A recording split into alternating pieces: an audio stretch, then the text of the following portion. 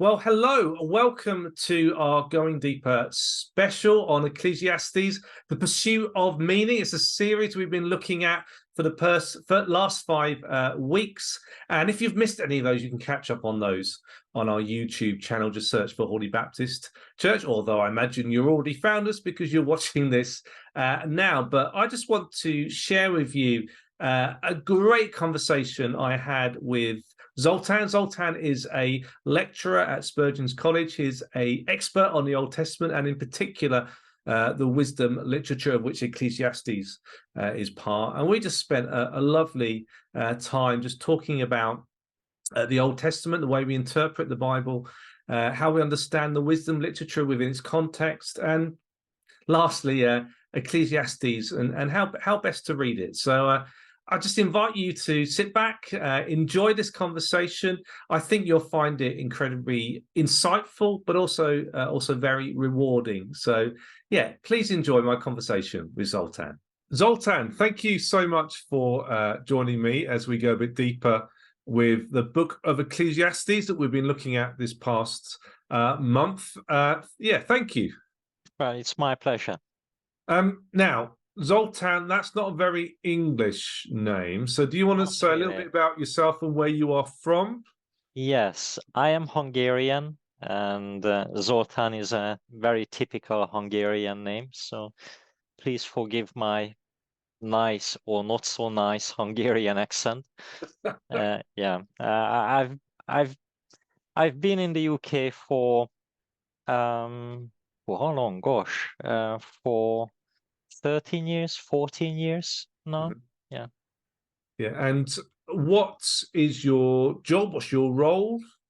So I teach at Spurgeon's College, and I teach Old Testament.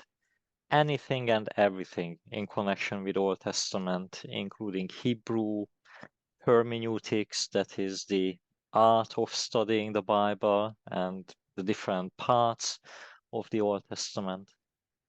And do you have, I mean, that's a very general. Yes. Do you have certain specialisms within that you would say that's your most comfortable area? My specialism, so my most recent research project is on the story of Adam and Eve. Okay. But most of my research projects have been on the wisdom literature. Okay. So I became an Old Testament scholar because of the book of Ecclesiastes.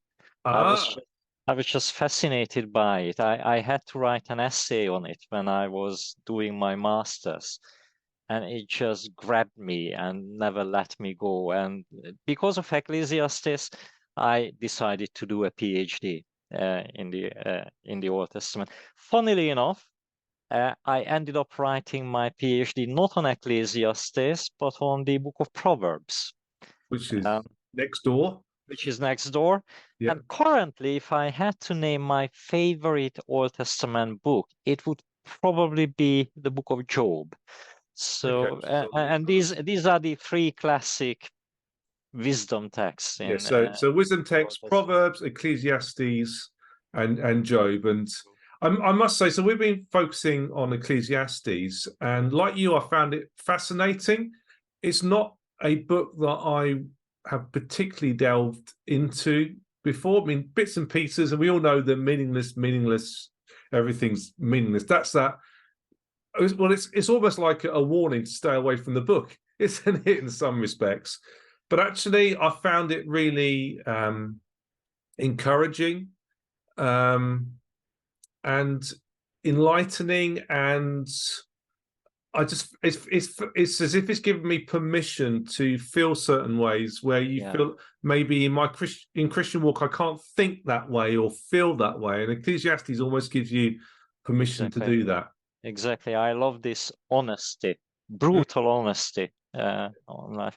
By the way, you've mentioned meaningless. Everything is meaningless. It's so typical for the whole Old Testament, basically, is that this is indeed the key for that book. I mean, it's repeated several times, and we don't even understand that. So the Hebrew it's difficult to grasp the meaning of the Hebrew, and the translation of the Hebrew is not straightforward.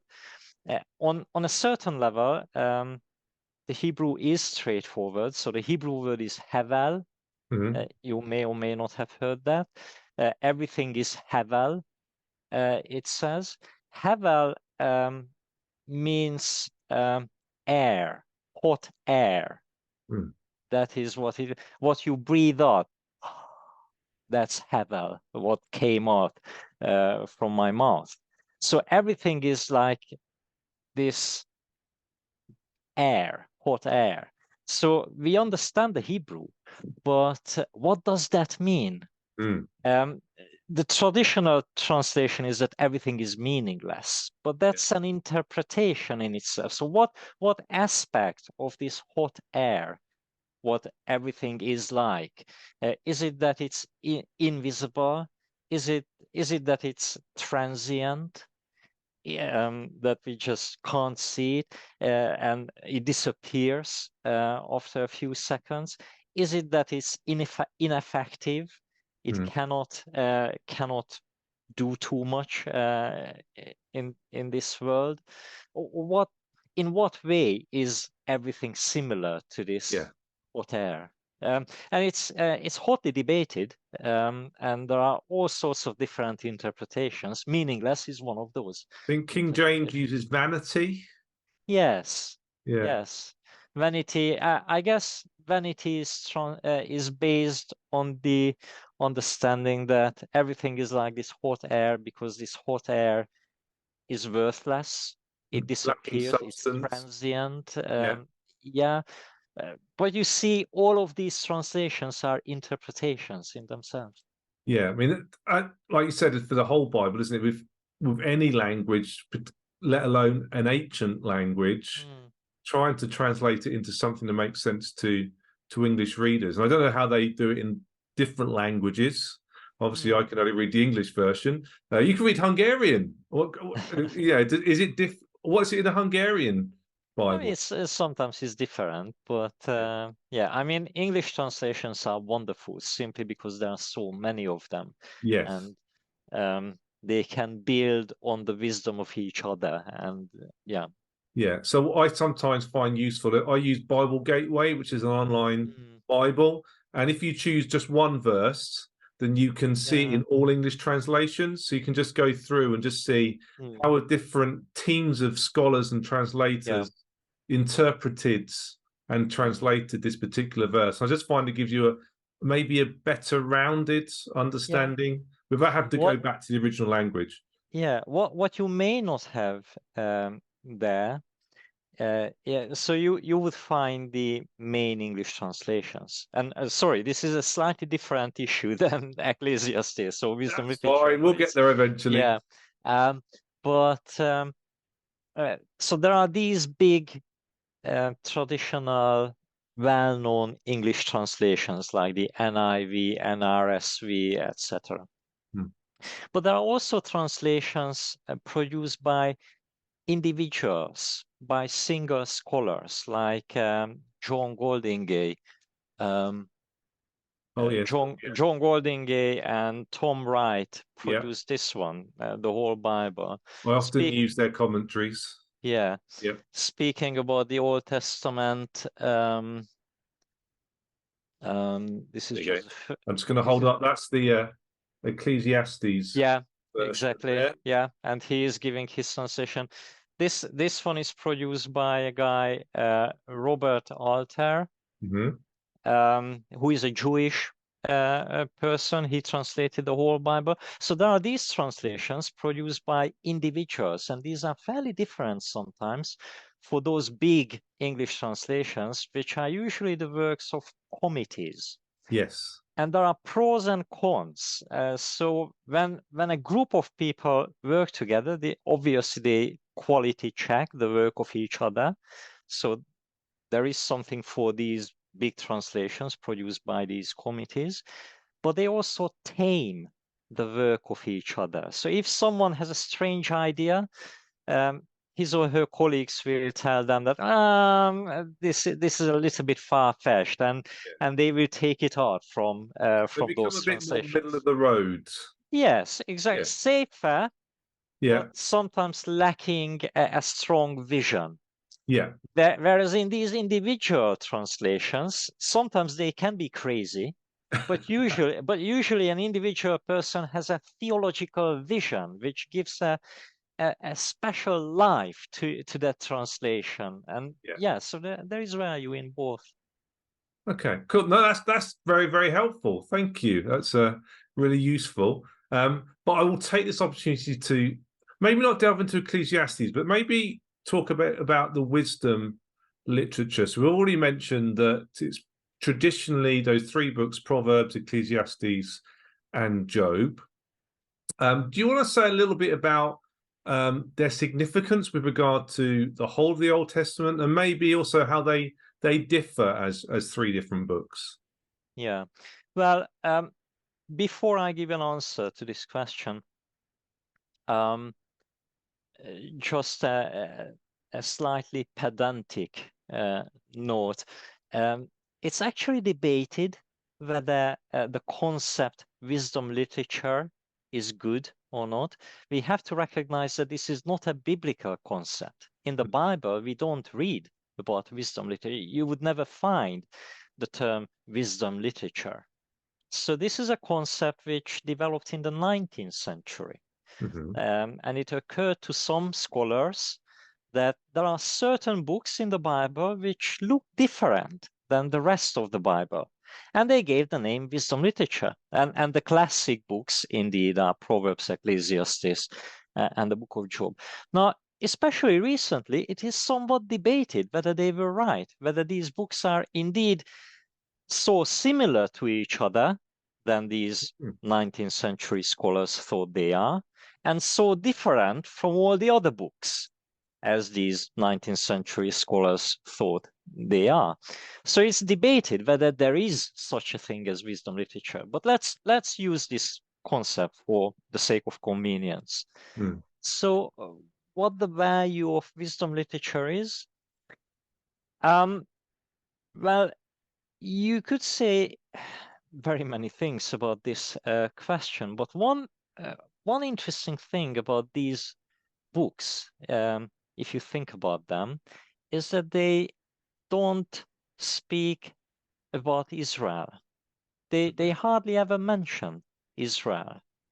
And the Old Uh, Testament is very much the history of Israel. yes, Yes. yes, and these are not so much about historical events. So we don't read about David. We don't read about the temple in Jerusalem. We don't even read about the covenant between the people of God and God, with some exceptions. But usually in these books, we don't meet these concepts. So these books very much focus on the individual, how the individual human being experiences um, God and his or her relationship with God. And I think this is helpful because these books may not have a radically different theology from the theology of the other biblical books, but they seem to have a slightly different focus. So we are just ordinary human beings. We are not like Moses or David leading a whole nation and fighting gigantic wars and all that. We can learn a lot from their stories, but those stories we don't feel, in a sense, we don't feel at home in those stories because we just live our insignificant mundane life. Now that's what wisdom literature is about. Mm. So an ordinary human being like myself can relate very much to the mundaneness, to the everyday lifeness of this wisdom literature. And do you think that was very much the reason they are in our Old Testament is because they really speak to the individual rather than the big biblical themes that we see in the story as well? Yeah, perhaps I'm overemphasizing the individual because of course society is important in wisdom literature too, and from the book of Proverbs we learn a lot about how to live peacefully with other people around us. So it's not individualistic, but yes, I think it's basically, if you are looking for theology in the Old Testament, it's not a bad place to start wisdom literature, because that's where they already had the revelation, the stories of Moses, etc. But here they are raising philosophical questions about the relationship between God, the Creator, and His creation. And so we meet theology on a different level in these books. It's interesting you say that, because you could argue from a superficial point of view that these three books that we're grouping into wisdom literature seem to have very different theologies about us and God and life. I mean, do you want to say a little bit about how each of the books tackle that? Yeah. Well, fear of the Lord is a key concept in each of these books, and that in itself highlights a common point between these books and the rest of the Old Testament, because fear of God is important elsewhere in the Old Testament. Do you want to delve into that a little bit more detail? What you mean by fear of the Lord? Well, you may not like what I'm going to tell you. That's fine. So when I hear people talking about fear of God or fear of the Lord, usually the first thing which they emphasize, or one of the first things, is that although the word fear is used, this is not fear at all. It has nothing to do with fear. It's an awe, it's a reverence to God. And I think that there is this nervousness in us Christians that somehow fear is bad, so the Bible cannot say that we are supposed to be afraid of God. That surely this is not what the Bible says. Now, I think there is truth in this. So I'm not going to refute this argument, but I think that the thing is much more complex than that. If I want to summarize what the fear of the Lord means, I think, and this is what you may not like, I think that it is a servant attitude. It's the attitude of a slave. A slave was supposed to fear their master. And you may not like this because slavery is very much a bad thing in our culture, and understandably, it is a bad thing. But in a sense, I think that the Bible doesn't tell us that you have a choice between slavery and freedom. It says that you have a choice between slavery and slavery. Yes. You can choose whom you serve, whose slave you will be. That's the only choice we have. So when Friedrich Nietzsche, he was accusing Christians that Christianity is a religion of slavery. I think he was right. It is. But where I disagree with him, or where the Bible disagrees with him, is that there is no other thing, only slavery. That's the only option. It's only the question whose slave you are. So the fear of the Lord means that you are the slave of the Lord. And it's a very strongly hierarchical relationship. And that's, again, something which we don't like in the 21st century. We live in democracy, we believe in the equality of people, etc. So we don't like hierarchy. And we accept that God is above us. At least we, the followers of God, accept this.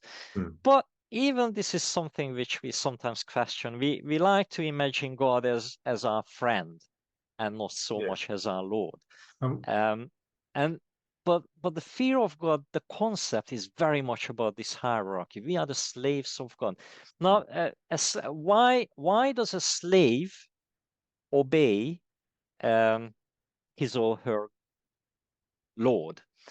I think that it can have very many different reasons.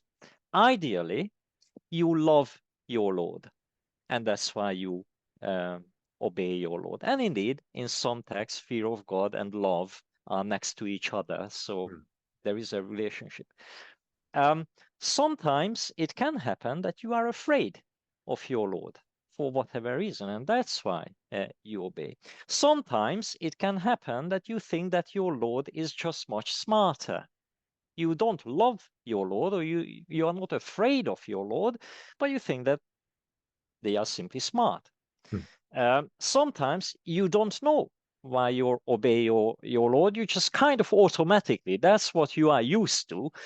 So you just obey. So a single human person can have very different motivations, even in relation to the same Lord. In the morning, I may love my Lord. In the evening, I may be afraid of my Lord, and for different, this is a dynamic thing. But the thing is that I obey my Lord, and I accept this hierarchical relation. It's a little bit like a parent and a child relationship. When a child is obedient, it can have very different reasons. Ideally, is because the child loves and trusts the parent, but not always. And that's just the reality of life. This is how it works. And I think that the fear of God occasionally can include an element of fear, being afraid of God. But relax, that's okay. That's just the complexity of the relationship. So would you say that if you look at Proverbs, which is a fairly simple formula for life, that if a key attribute of the key focal point of the book is fear of the Lord's, that actually the fear comes in of the fear of consequences, where if I don't do these good things and follow God's purposes and rules, then there's a negative consequence. I think that can be part of it. Yes, so I don't want to exclude this completely. I'm not saying that this is the fear of God, because as I've just said, it's a complex thing, and love is part of it, and the trust is part of it. But being afraid of the bad consequences, sometimes that's what motivates you. But one more thing, fear of God. I told you that the relationship is between slavery and slavery. The relationship is not between fear and the absence of fear, but the fear of this and the fear of that. So when we emphasize the fear of God, by that we are emphasizing that you may be afraid of God,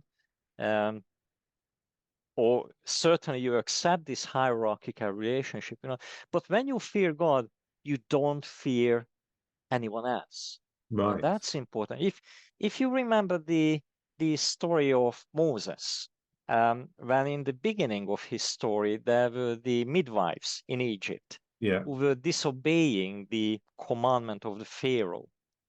They even lied to the Pharaoh, and they told the Pharaoh that, well, we can't do anything. These Hebrew women are just so strong that by the time we get there, they give birth.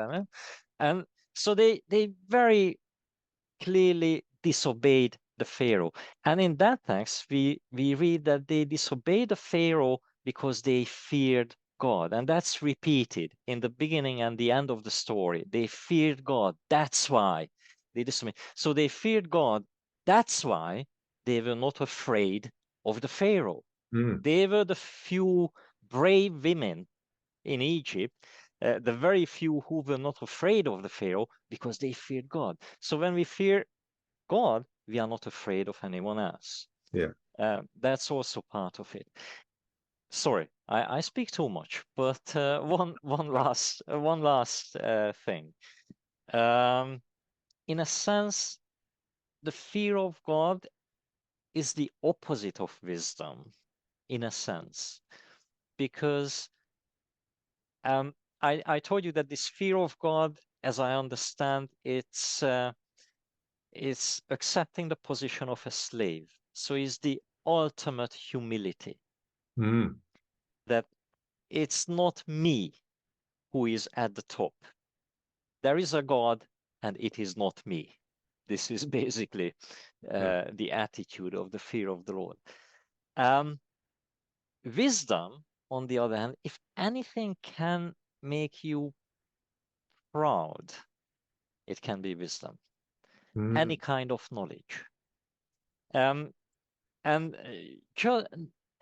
possessing knowledge puffs you up. And you think that you are superior to other people who are less knowledgeable. And you may be a very wise person, and you might be a nice wise person, and you exercise your wisdom in a nice way, helping other people around you. But very often it's almost impossible to avoid this air of arrogance as you are doing that, even as a wise person. Now, fear of God is the opposite of this pride that almost inevitably related to knowledge. And I find it so interesting that the Bible says that now, if you seek true wisdom, then that must begin with this fear of the Lord, with this ultimate humility. Because it's almost like the opposite of wisdom, but that is what real wisdom is. Yeah. Excellent. Now, thank you. That was really, really useful. Actually, in our last part of this sermon series, we picked up briefly this idea of the fear of the Lord. So that's a theme, a touch point that goes through all three books. What would you say would be the main differences in theology or approach or of these three books?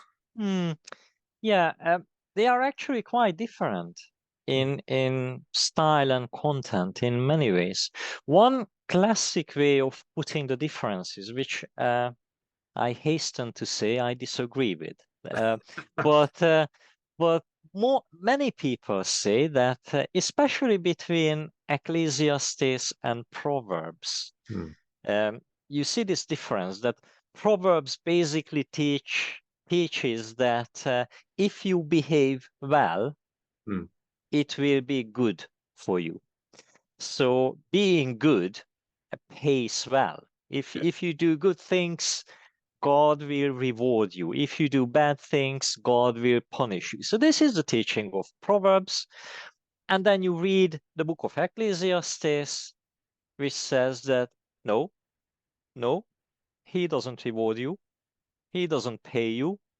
No, it doesn't work like that. This just, I've tried it, and this is not how it is. So this is how many people kind of contrast Proverbs and Ecclesiastes. And I do understand why, but I don't think that this is completely correct. This is indeed your first impression when you read these books, but Ecclesiastes agrees with Proverbs that you should fear God. It is mentioned a few times in Ecclesiastes that you should fear God. So there is agreement on that. And although Proverbs many times says that if you do good things, then good things will happen to you, but not always. No. In Proverbs chapter 16, verse 8, we have this: better is a little with righteousness than large income with injustice. Now, if you think about this, it presupposes that it is possible that you are not just, yet you have a large income. Yeah. And it is possible that you are righteous, yet you have little money. Mm. So this verse in itself presupposes that not everything is righteous or just in life. And we have other verses like this. These are these so-called better than sayings in Proverbs. Something is better than something else. And usually these verses presuppose that the complexity of life. So that life is not completely just is accepted by Proverbs. Yeah. It's not a secret to Proverbs. So that there are more agreements between these two books than most people think, I think. But certainly, Proverbs is quite enthusiastic about wisdom, for Mm. example, whereas Ecclesiastes is like, yeah, wisdom is great, but whether you are wise or fool, you will die at the end. So this this enthusiasm is Yeah. kind of lacking in Yes. wisdom, even though they factually they actually do agree on many things.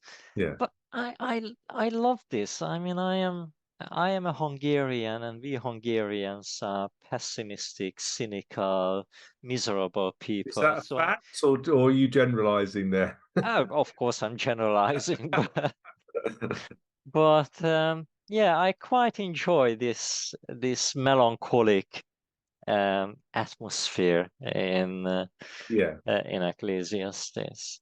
Mm. And of course, in the book of Job, the big question is whether God is one of the big questions is whether God is righteous or not, Hmm. whether he is right to. Which you could argue it doesn't seem like it when you look at the Book of Job. Exactly, yes. And that's not a topic which features too much in the book of Proverbs. So there are lots of differences, Mm. but I also like to emphasize these similarities. Mm. Mm. Yeah. Excellent. Thank you. So if we just focus a little bit on Ecclesiastes Mm. itself, then how would you describe it? How would you say it's structured? Would you agree that it's written by Solomon, or would you have, which is what traditionally people Mm. have said, or would you take a different view on it? Mm. Um, yeah, I think that there are good reasons against the Solomonic authorship. Um, One is that pseudonymity, that is, when they wrote books under the name of someone else, Hmm. was a fairly well-known and often practiced practice in antiquity. We have lots of similar books from Egypt and from other places written under the name of someone, and it's very much an open secret in many cases that, of course, this book was not written by that person. Hmm. Perhaps the wisdom which we can find in, for example, in Ecclesiastes and in the book of Proverbs, does go back to Solomon and the Solomonic time. But I don't think that the book itself was penned by Solomon himself. So it's in Um, the style of Solomon. Is it yes. along the same vein as Solomon? I mean, these books often went through a long history, Yes. and just imagine. So it's again a completely different mindset. Um, when you buy a book today, you go to a bookshop and you look at you take the book and you read what is written on the back of it. Almost all the time, almost always, you will read, this is a fantastic book, brand new argument. No one has said anything like what you will find in this book. This is the exact opposite attitude of what you would have found in the Middle Ages or Antiquity. Nowadays, novelty is a virtue, and repeating something is a vice. It was the other way around before modernity. It would have been the most terrible thing if you read that this book says something new. What they would have said that, dear reader, in this book you will not read anything new. Everything what you find here has been said before. And this just describes the mindset. The people who lived a different mindset, people who lived before me, were just wiser than I am. And at the most, what I can do is that I unpack what they have said. So let's imagine that you are a famous rabbi, but your master was an even more famous rabbi. And one evening you are reading the writing of your master. And as you are reading and meditating on it, something occurs to you. And suddenly it hits you. Suddenly you discover the, I don't know, meaning of life as you were meditating on that writing of your master. But what came to your mind as you were thinking about that text was not written there explicitly. You just came to that as you were meditating on that text. So today you would say that, oh, I am smarter than my master. My master clearly didn't think of this, but I did think of this. In antiquity, they thought that, well, this idea came to my mind as I was reading this text. So, and I know that my master was better than I am. So surely it is not that this occurred to me for the first time. Surely this was already there in the text somehow implicitly. And I was just unpacking. Perhaps my master didn't write it down explicitly because he thought that I am not ready for it yet or whatever.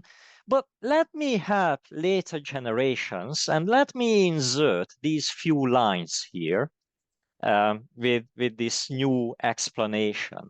I'm not adding anything to this text really. I'm really just explaining it, just unpacking it.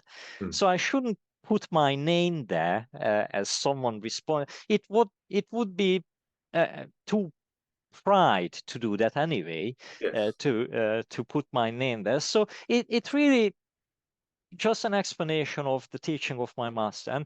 And as they were reading these old books, they were continuously editing these books, and the books kept changing. And perhaps after a few hundreds of years, there was nothing from the original in that book, and the original author wouldn't have recognized it as such. But it could go back to the original. And you know what? Perhaps these ancient people were right. Perhaps Perhaps you can argue that yes, all these teachings were there in an embryonic form in the original text. And yeah, so I don't have a problem with pseudonymity when a book is written by some other people and not by the one who is mentioned by that book. Excellent. So it might be written by Solomon, but probably not. But along the same vein as Solomon, inspired by Solomon's Yes. style wisdom. And sorry, one more thing. When the great thing about pseudonymity is that it creates an interpretive framework. So when the book says that this book is by Solomon, you cannot have but think, even if the book itself was not written by Solomon, at least the form which we have in our hands, you cannot have but think about Solomon's life. Yes. And so Ecclesiastes says that, okay, I've tried all of these. I've tried money, I've tried wisdom, I've tried women, and I found that all of these are vanity. And you think of Solomon's life, and you think that but Solomon tried women towards the end of his life. So when did he write an Ecclesiastes? But is this that Solomon? Let's suppose that it was written by Solomon, but then Solomon disobeyed his own wisdom towards them. So it just makes you think when you put the book and the historical record of Solomon next to each other. And it just creates all sorts of interesting thoughts. And so this is what pseudonymity does. It makes you ponder. Yeah, excellent. So I've seen, when I looked at the structure of Ecclesiastes, I've seen some difference in opinion, but the one that's kind of come stronger to me is that we've got two characters within the book. You've got the author, the writer of the book, and then you've got the person he calls the teacher or preacher or churchman. Golden Gay, who we referred to earlier, refers to him as a churchman, who then has 12 chapters of wisdom, which then the writer of the book then concludes and evaluates at the end. Is that how you view it, or would you see it as being, when I would see it as one person's written it, but they've taken on two characters? Is that? Yes. So Kohelet, as sometimes that person is called, the preacher or the teacher or the churchman.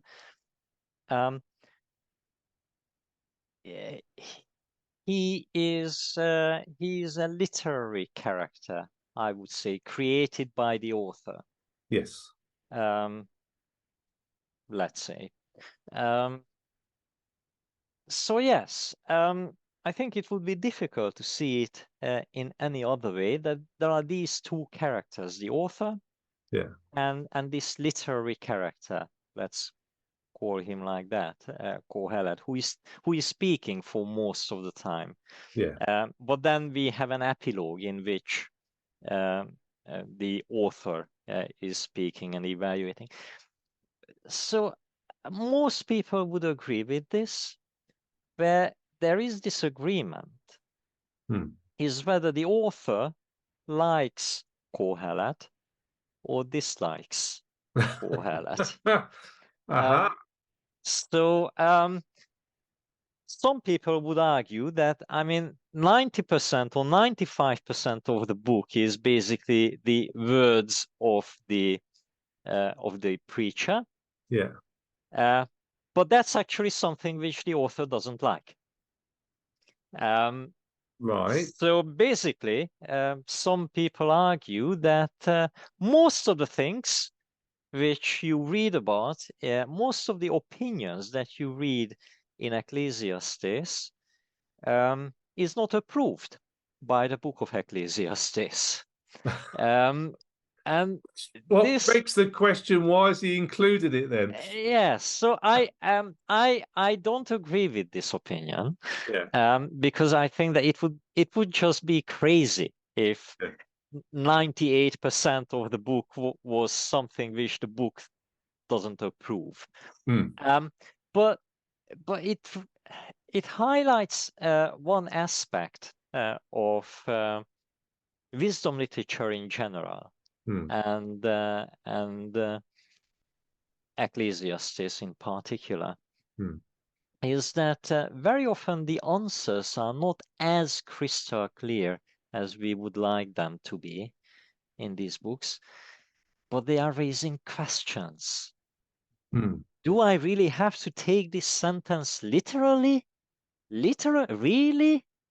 Perhaps with a question mark, or perhaps with an ironic tone, it would work much better, and then it would mean the opposite of what it means. And so these questions do come to your mind, because there are certain tensions, if not contradictions, within these books, and how do you handle them? So, and I think that this is deliberate. So these are good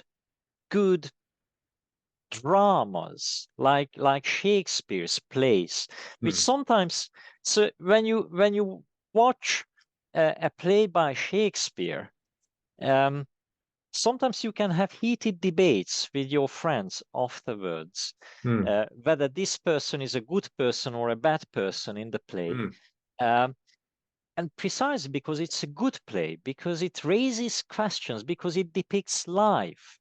Yeah. And just a few minutes ago, you could say that, well, thinking about the book of Job, you can argue that what God did to Job was actually not perfectly just. And you can argue that. And indeed, some people do argue that. Other people defend God, and other people say that it was just.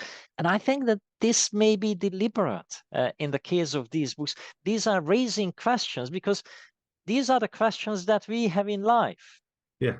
And sometimes they are not as strong on giving answers as raising the questions and different possibilities. And I guess the book of Ecclesiastes is very much along that sort of vein, that there isn't straightforward answers. There isn't a simple formula. I can't give you the do this and you'll have the perfect life. It very much goes along that deconstruction vein, doesn't it? Which is a modern word when we talk about people deconstructing their faith. And I guess that's what the preacher, the teacher is doing. He's deconstructing his faith. He's experimenting with life. He's going through thought experiments. He's studying. He's looking around, and he's deconstructing. But I guess going back to what you were saying earlier about, does the writer of Ecclesiastes agree with everything that the teacher says? I see very much in that those concluding remarks from verse 9 onwards. The writer saying, actually, there's some really good stuff here. Otherwise, I wouldn't have shared it with you if it wasn't good. But you can end up going down a rabbit hole with this one. Yeah. It's also, you've got to remember, as the preacher refers to, actually fear of the Lord is the most important things. You need that anchor in life. Otherwise, you're just going to end up losing yourself. I very much agree with this. One more thing about these books, which they do. I mentioned Shakespeare's plays, and I compared them with these books. There is another common point or similarity between these wisdom books and the plays of Shakespeare, and that is beauty. I think they are just beautiful. The language is so beautiful. I mean, I still remember the first time when I read the end of Ecclesiastes. You know that in chapter 12, there is that poem. My NRSV translation says, "Youth and old age." When I don't know, you read things like. I'm just reading from the second half of verse 5. Because all must go to their eternal home, and the mourners will go about the streets. Before the silver cord is snapped, and the golden bowl is broken, and the pitcher is broken at the fountain, and the wheel broken at the cistern, and the dust returns to the earth as it was, and the breath returns to God who gave it. I remember when I first read this poem, I did not understand a word of it. Nothing. What on earth do these? The golden bowl is broken, and the pitcher. What? I not understood a word, but I was awestruck when I mean, such a beauty. I don't understand. I don't know what is going on here, but this is just beautiful. These images and these, I don't know what they mean, but they are so atmospheric. And I read it, and I was just sitting there in silence for minutes, marveling at this text and the beauty of it. And I think that this is really strong in these so-called wisdom books, especially in Ecclesiastes and the book of Job, but also in Proverbs. If you think of Proverbs 8, I think it's beautiful, the hymn to Lady Wisdom. And I think we have this tendency in our church is that, okay, what is the lesson that we can learn from this? How is this useful? And that's fine. We can learn lessons, and these books are useful. But it's also a little bit like, okay, here is this beautiful painting. How is this useful? I mean, if you look at a beautiful painting, it's not that it's useless in a sense. You can't use it for anything. You are not learning anything. But still, if you are standing in front of a beautiful painting and just staring at it for half an hour, it will change you. You will not learn anything, but you will become a different person by the end of it. And I think that sometimes this element is something which we miss. We miss this beauty side of things. We are looking for lessons that we can learn, which is fine. But sometimes it's not only the lessons, it's not only how we can use these books, but we may not learn anything, but they transform us as we are wrestling with these books and as we are getting lost in the beauty of these books. Zoltan, thank you so much. I found that just so insightful and exciting and interesting. So thank you so much for sharing not only your knowledge of Ecclesiastes, but also biblical interpretation and stuff like that. Is there anything you want to say before we finish that you just think, I just need to say this, they need to know this before I sign off? Yeah, thank you. I think I've already spoken too much. And wisdom literature recommends silence very strongly. So perhaps I should stop. So thank you. Just thank you. Really appreciate just sharing with us. So yeah. Thank you very much. Take care.